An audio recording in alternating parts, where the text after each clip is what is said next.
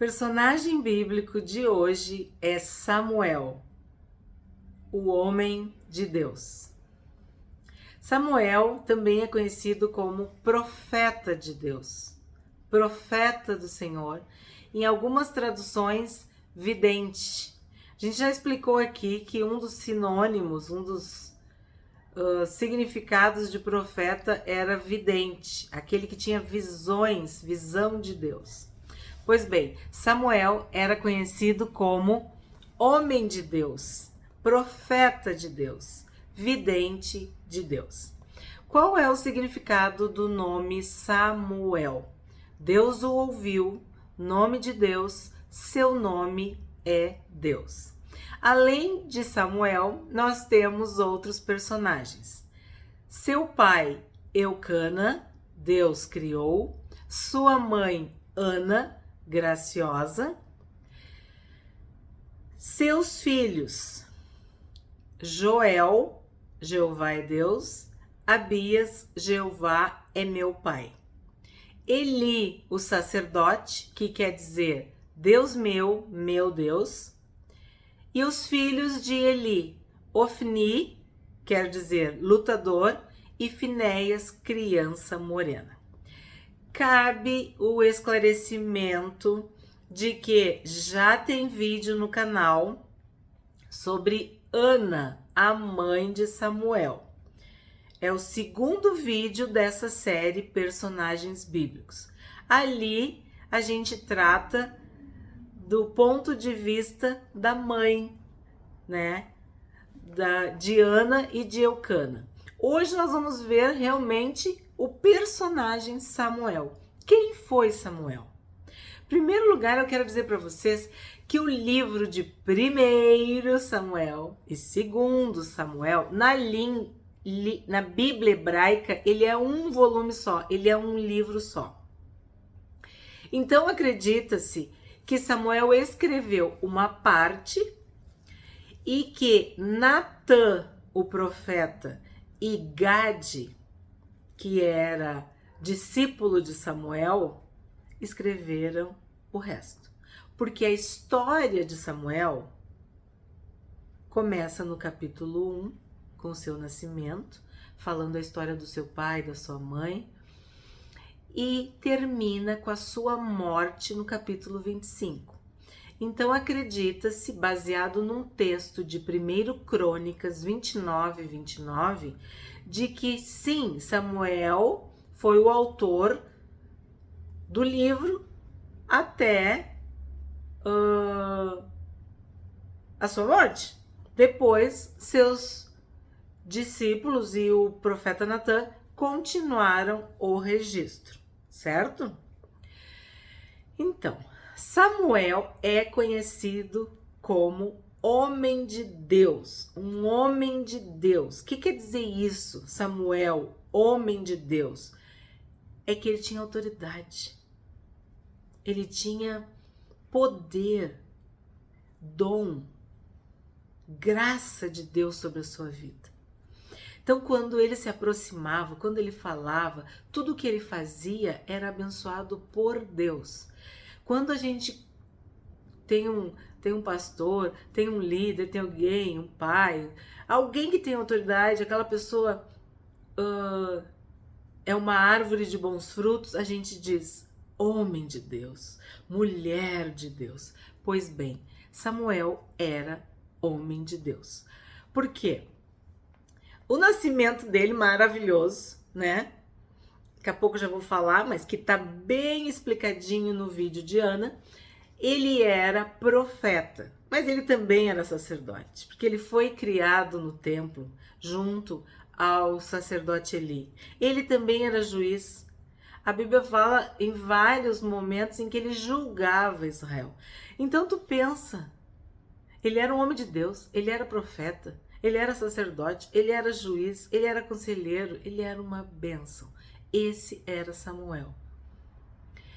Bom, a história de Samuel se passa no contexto histórico do fim da era dos juízes. Porque ele foi considerado o último juiz, mas ele também era profeta. E ele também serviu como sacerdote no templo. Eu digo no templo, né? Mas na casa de Deus, né? Porque o templo, a gente viu ontem, foi construído por Salomão. Então, o que acontece? Eu quero fazer uma observação a respeito desse fim da era dos juízes, que lembra quando a gente estava estudando sobre Ruth, sobre Noemi, que o primeiro versículo de Ruth 1, capítulo 1, dizia que nos dias em que julgavam os juízes, lembra? Eu ainda falei sobre isso, que eles foram buscar alimento em Moabe. Enfim, assiste o vídeo sobre Noemi. Ali é um exemplo do que era a época dos juízes. O que era a era dos juízes. Cada um fazia o que queria, se governavam. Quando o juiz estava julgando, quando ele estava vivo, o povo andava na linha. O juiz morria, o povo pecava. Aí Deus mandava castigo, mandava juízo, mandava praga, mandava fome, mandava seca. Aí o povo se arrependia. Aí Deus tinha misericórdia, mandava outro juiz. E também temos vídeo no canal sobre isso, sobre julgar os outros. Então, esse altos e baixos, essa montanha russa espiritual, era a época dos juízes. Era meio que uma anarquia. Aquele que tinha princípios, que andava direitinho, seguia. O que só estava esperando o juiz morrer para se desviar, para aprontar.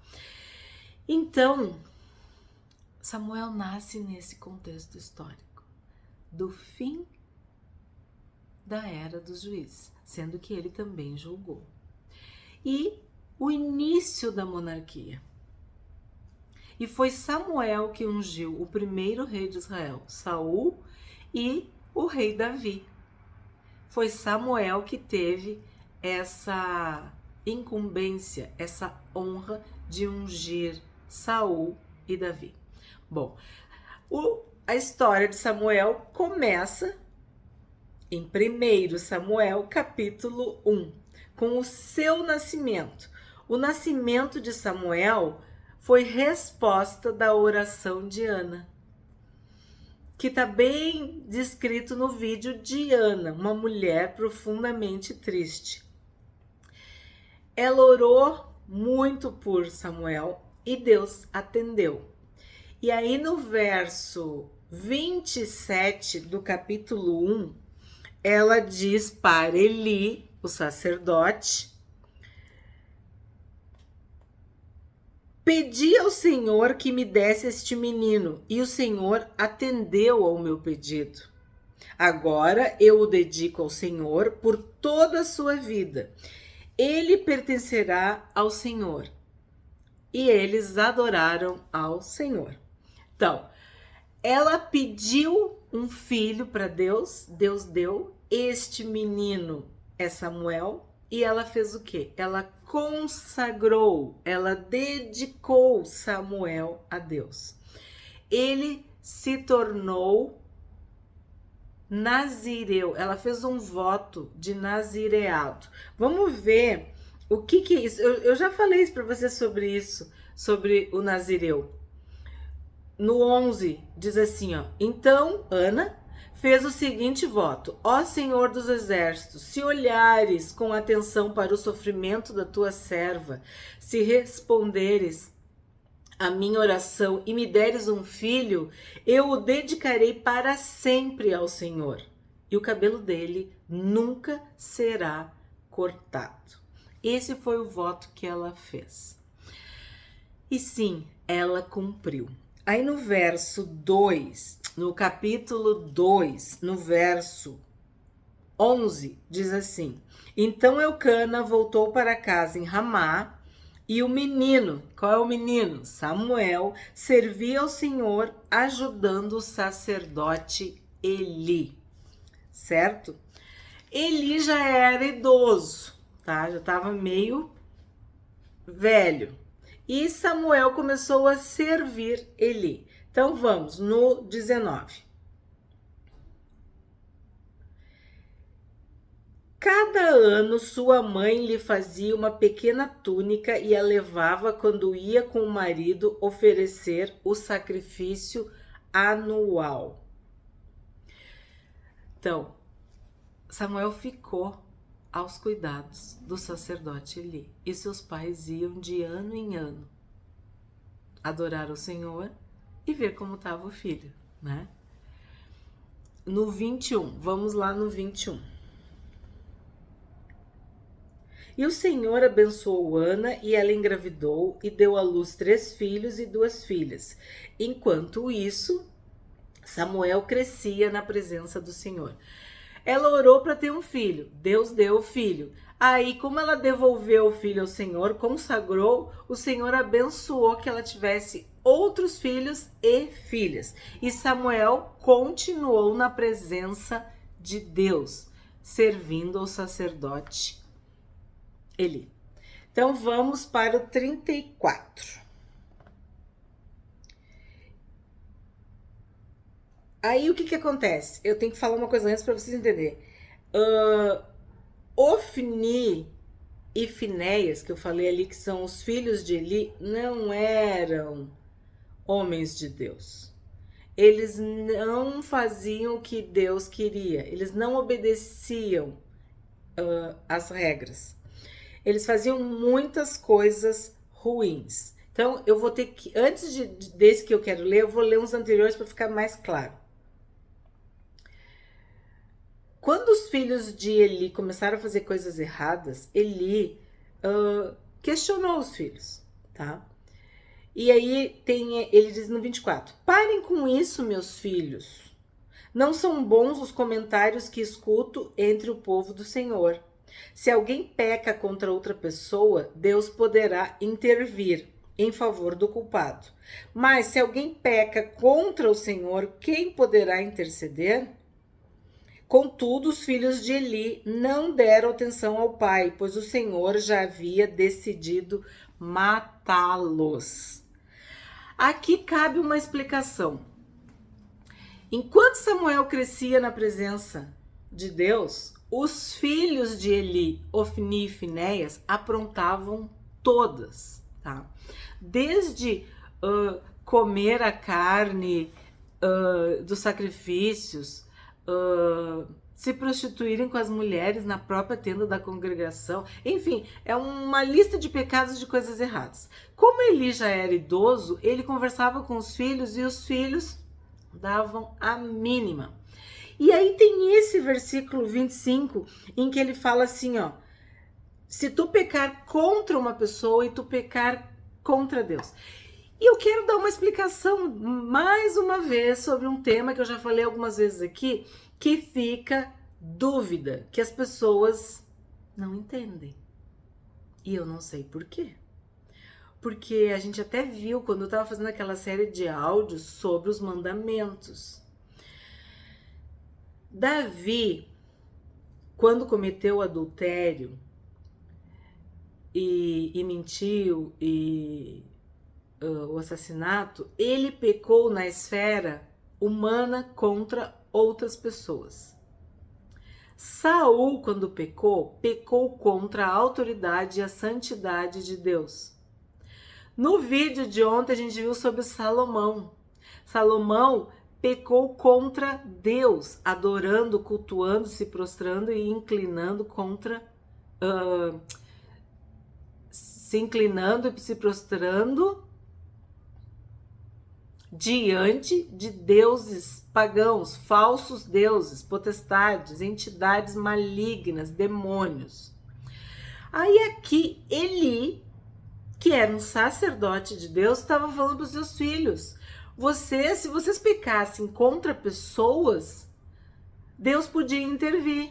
Mas se tu peca diretamente contra Deus, qual é o teu recurso? Quem vai escapar do Deus vivo? Davi disse: era melhor cair nas mãos dos inimigos do que cair nas mãos de Deus. Aí depois teve outra passagem que ele diz que ele preferia cair nas mãos de Deus porque Deus tinha misericórdia do que os inimigos. Então, o que quer dizer? Quando tu peca contra Deus, tu tá perdido. Que é a idolatria, que é o pecado da rebeldia, da feitiçaria, que é pecar contra o Espírito Santo, que é tu ir contra a santidade, a autoridade de Deus. É uma afronta direta a Deus. O que esses filhos do sacerdote, que sacerdotes eram, estavam fazendo? Pecando contra o próprio Deus. Eles não tinham o mínimo temor, o mínimo respeito. Não havia reverência, não havia honra a Deus. Assim como nós vimos ontem sobre Salomão, que Deus disse claramente não faz, ele ia lá e fazia.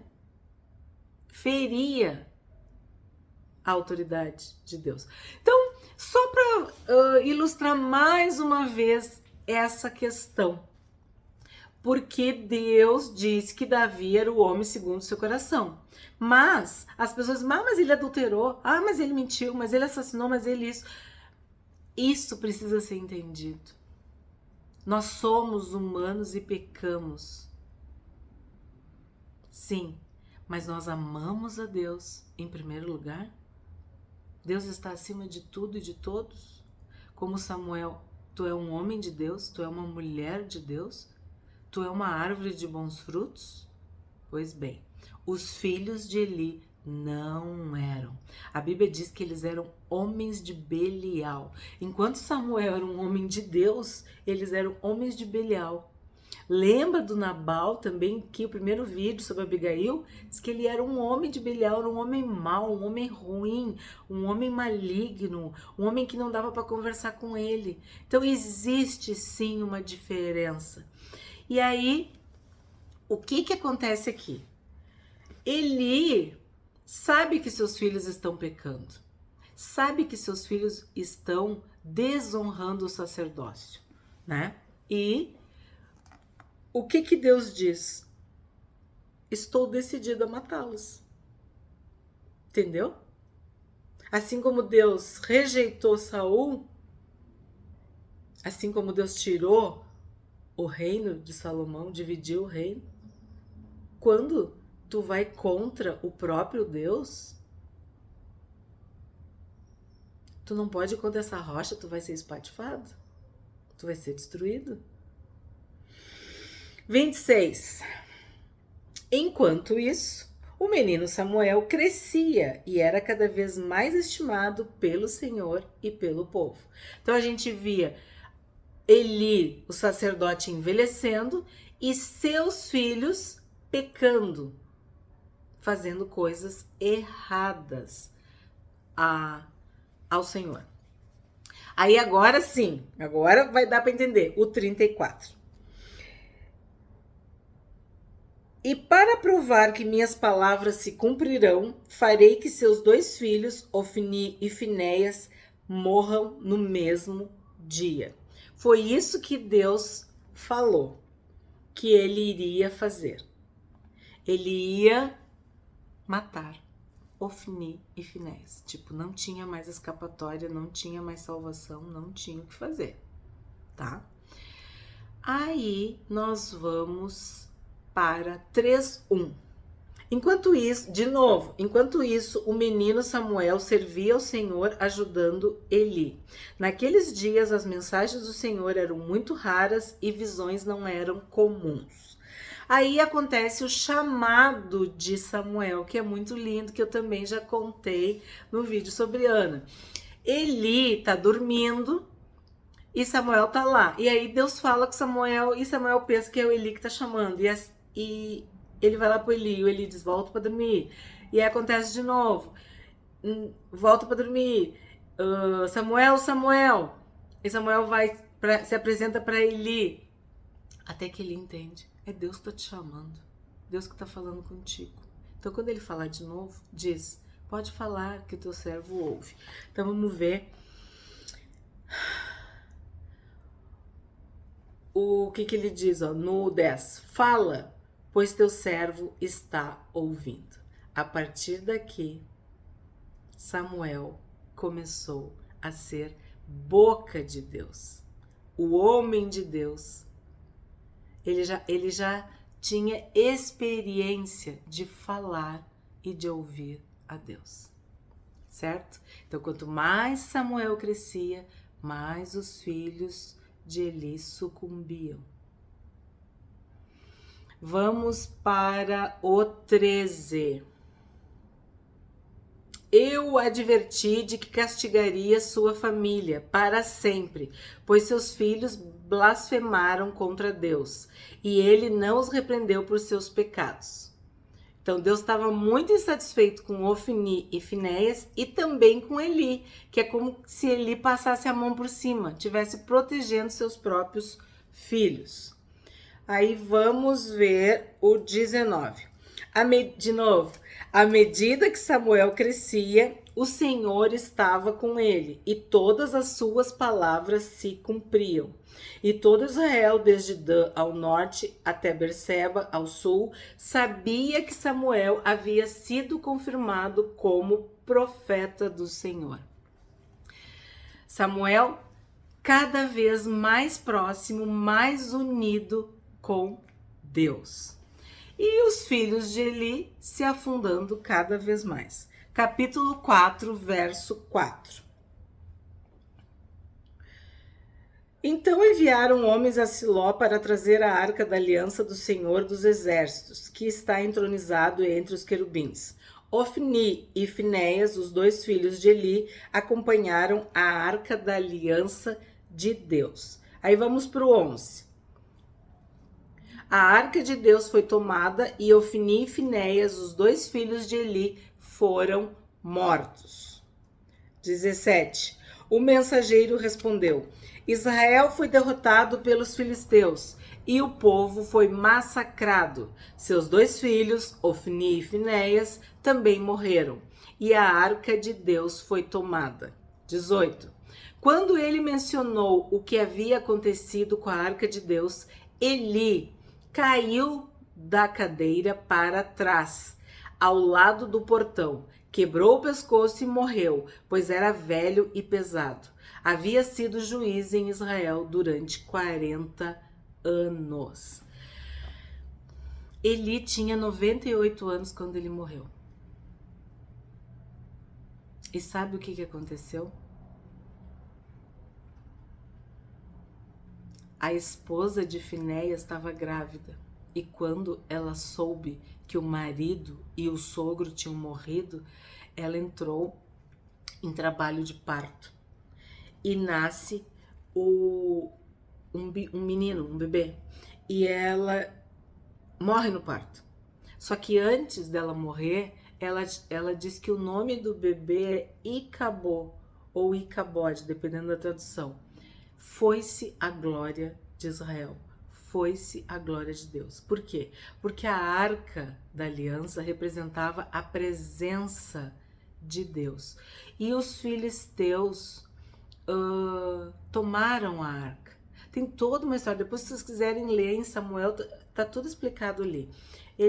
A arca vai passando de cidade em cidade e Deus amaldiçoando, e eles vão, enfim, depois Samuel consegue, através de oração e intercessão, dar vitória para Israel e trazer a arca de volta, tá? Mas essa circunstância que está sendo relatada aqui vamos dizer assim, é a ruína total de Eli, de seus filhos, desta era maligna, pecaminosa, entre aspas, religiosa, sabe?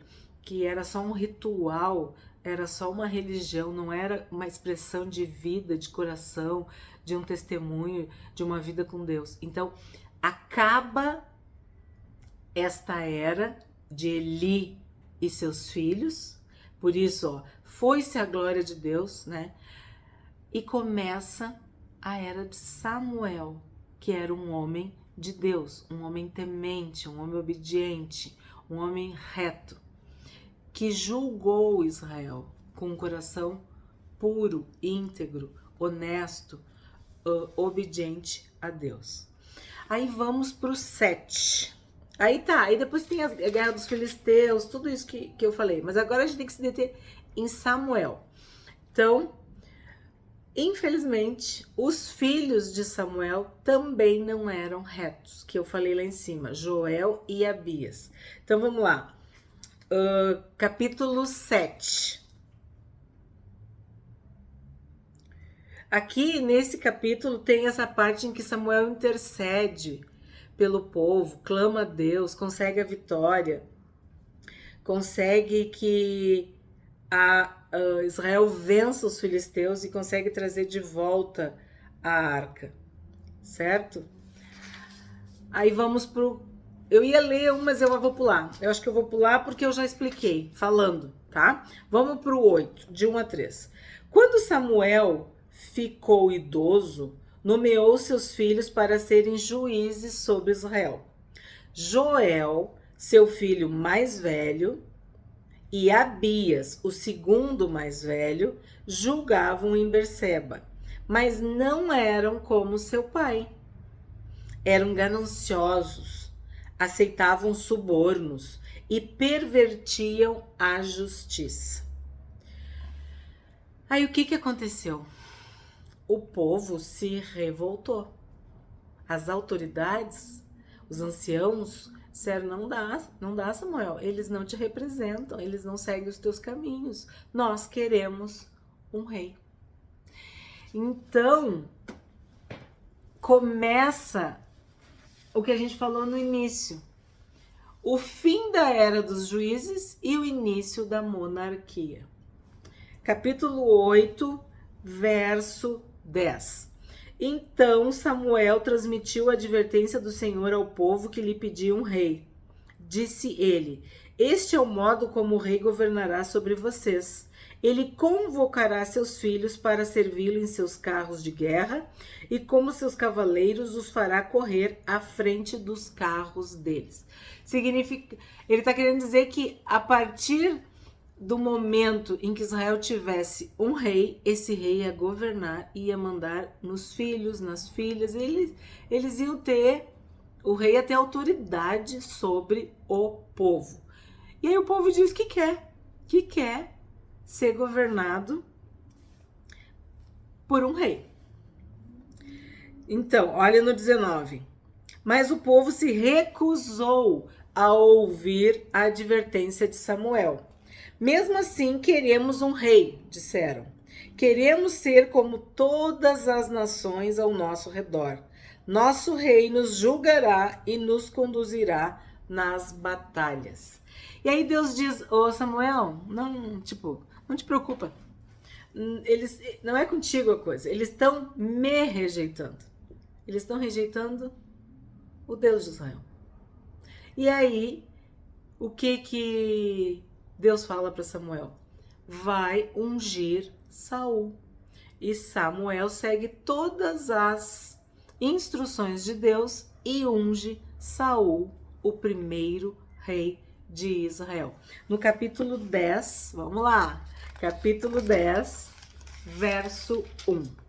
Samuel pegou uma vasilha de óleo e o derramou sobre a cabeça de Saul. Depois, beijou Saul e disse: faço isso porque o Senhor o nomeou como líder de Israel, sua propriedade especial.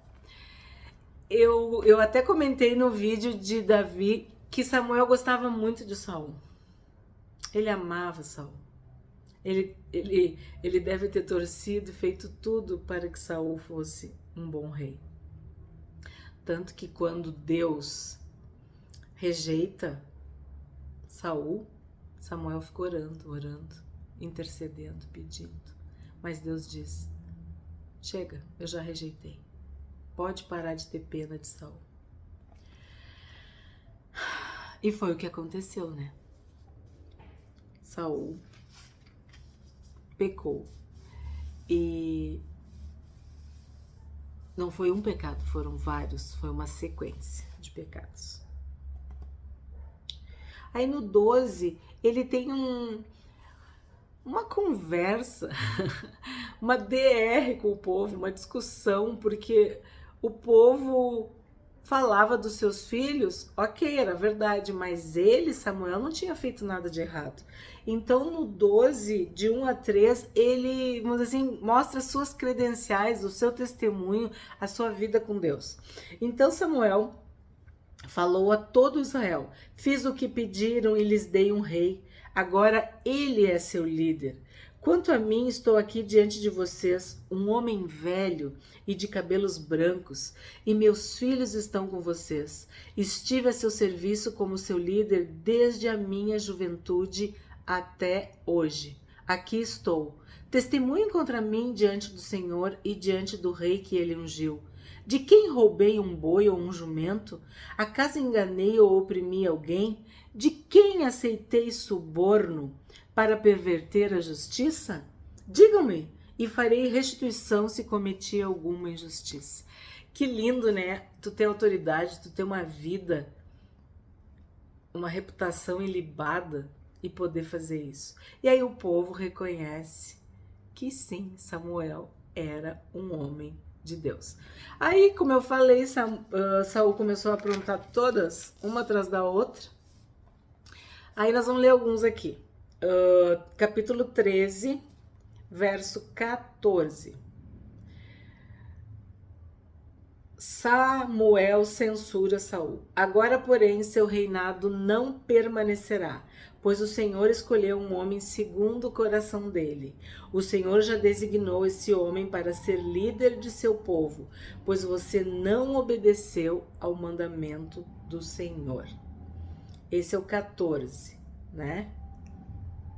Aí vamos ver o 15, 11.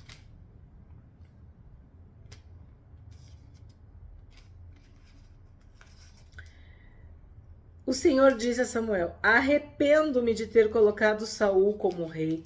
Ele se afastou de mim e se recusou a obedecer às minhas ordens. Samuel ficou tão frustrado ao ouvir estas palavras que clamou ao Senhor a noite toda. É o que eu disse. Ele amava Saul. Ele tinha um carinho, né? Afinal de contas. Mas a gente não consegue mudar as pessoas, né? Essa obra é do Espírito Santo e a pessoa tem que querer, né? A liberdade, o livre-arbítrio. E Saul não se arrependia. Aí no 22, 23 tem uma passagem muito conhecida que é dita por Samuel a Saul. Samuel respondeu: o que agrada mais ao Senhor? Holocaustos e sacrifícios ou obediência à voz dele? Ouça, a obediência é melhor que o sacrifício, e a submissão é melhor que ofertas de gordura de carneiros. A rebeldia é um pecado tão grave quanto a feitiçaria, e persistir no erro é um mal tão grave quanto adorar ídolos. Viu o que eu falei antes? Assim como você rejeitou a ordem do Senhor, ele o rejeitou como rei de Israel.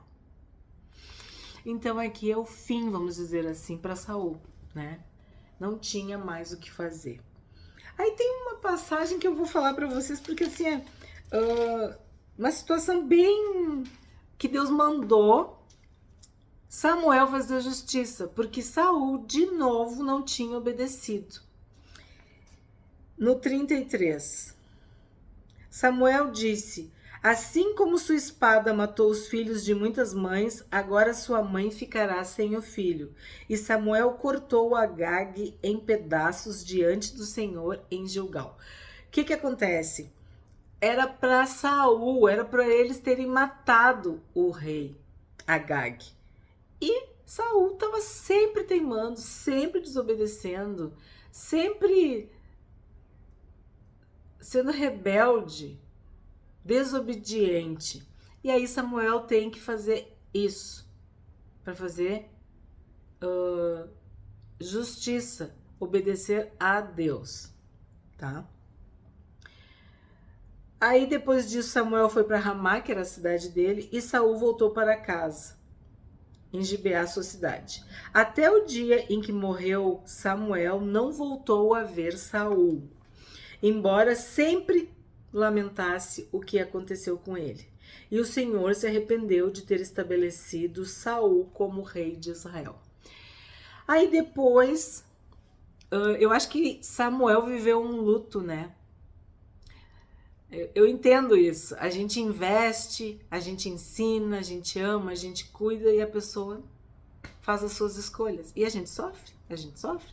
Então eu acho que Samuel foi exatamente isso. Ele investiu em Saul, ele amou Saul, ele queria que Saul desse certo, prosperasse, fosse um rei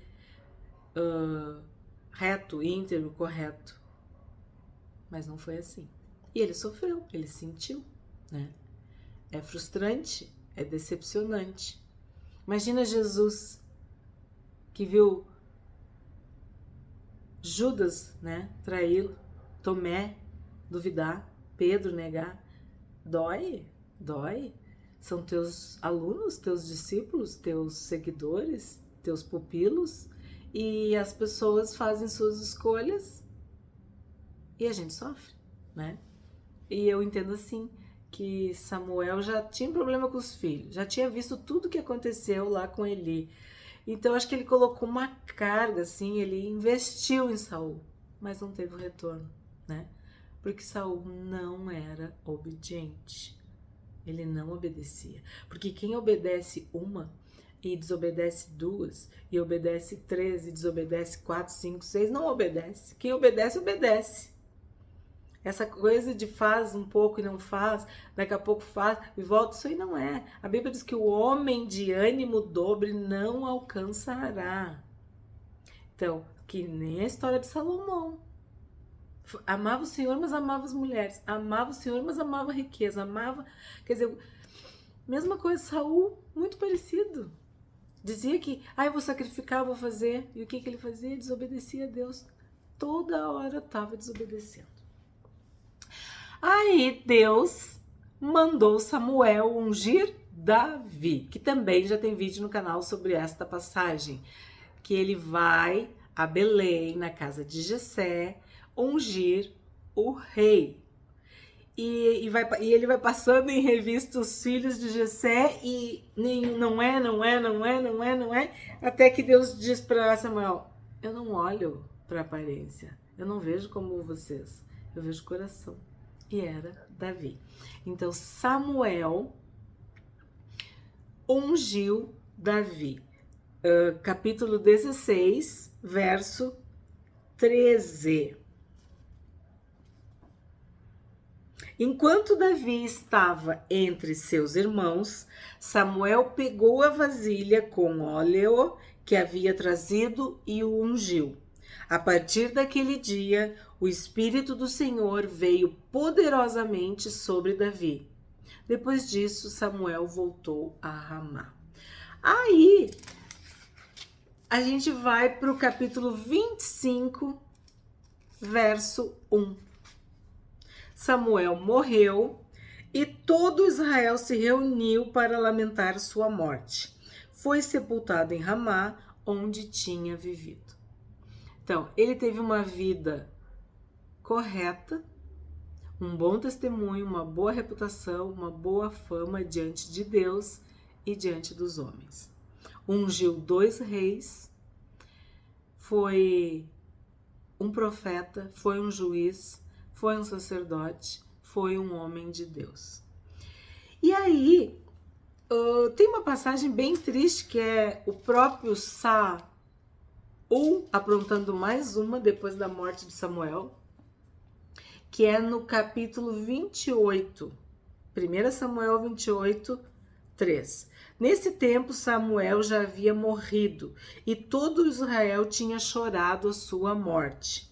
Estava sepultado em Ramá, sua cidade natal. Saul havia expulsado da nação todos os médiuns e todos os que consultavam os espíritos dos mortos, né? Aí Saul não sabia mais o que fazer, porque era um erro atrás do outro. Ele resolve consultar, invocar os mortos. Verso 8. Preciso falar com um homem que está morto, disse Saul à mulher. Você pode invocar o espírito dele para mim? Aí tu tem noção que um abismo chama outro abismo? Então, ele era o rei de Israel. Ele tinha, no 3 está dizendo, Saul havia expulsado da nação todos os médiuns e todos os que consultavam os espíritos dos mortos, os necromantes, os adivinhos, os feiticeiros. Aí tu pergunta, ele fez isso por quê? Porque Samuel mandou, não porque ele tinha certeza, consciência, princípio de que isso era o certo. Se os mandamentos estivessem no coração de Saul, ele teria feito isso do fundo do coração. Só que o que ele fez? Ele fez porque mandava ele fazer. Mas aí na hora que ele se viu desesperado, porque no 6, se tu voltar um pouquinho, tu vai ver, no 6, diz que Deus não respondia, não falava mais com Saul. Deus tinha se afastado. Leu 6.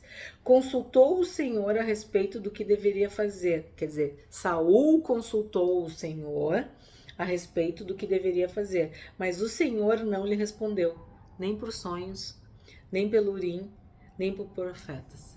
Deus tinha se calado, tinha arriscado Saul, né? E aí Saul ficou desesperado e foi fazer o quê? Consultar os mortos, que na verdade ele queria consultar Samuel. Mas como nós sabemos que isso não é permitido, ele conversou com quem? Com um demônio, com um espírito maligno. E a feiticeira lá, a mulher, ela soube manipular bem a situação, né? Então, um fim muito triste para Saul, tá? E a Bíblia é clara, Samuel estava morto, sepultado. E todos os feiticeiros, necromantes, adivinhos tinham sido expulsos e mortos. Então, isso era uma prática que Deus não aceitava, não permitia, era proibido em Israel. Então, essa seria a última menção que foi por esse episódio lamentável. Temos uma passagem em Jeremias, capítulo 15, verso 1, que Deus está muito triste com os pecados do povo e ele diz: ainda que Moisés e Samuel orassem, eu não atenderia esse povo. Então daí tu imagina que honra, que autoridade, que prestígio Samuel tinha diante de Deus, que o próprio Deus compara, né? Faz essa analogia. Nem que Samuel pedisse, eu não ia atender. E Moisés, a gente também tem vídeo no canal, falava face a face com Deus, né? Então, o próprio Deus compara Samuel a Moisés, Moisés e Samuel como expoentes de homens de Deus, amigos, íntimos, próximos, aqueles que falavam com Deus, oravam, clamavam, consultavam, pediam, ministravam, viviam na presença de Deus. Em Atos 3:24 também tem uma menção a Samuel, e dizem todos os profetas, a começar com Samuel. Então, de novo, o vidente de Deus era o profeta de Deus. Atos 13:20 também tem uma referência até o profeta Samuel. Os juízes, quer dizer, ele encerrou a era dos juízes, mas ele também foi juiz. Então, ele acumulou cargos, a gente diria isso. Samuel foi um homem de Deus, um exemplo, um filho amado, né? Um presente de Deus para seus pais, um presente de Deus para Israel. Samuel, um homem de Deus.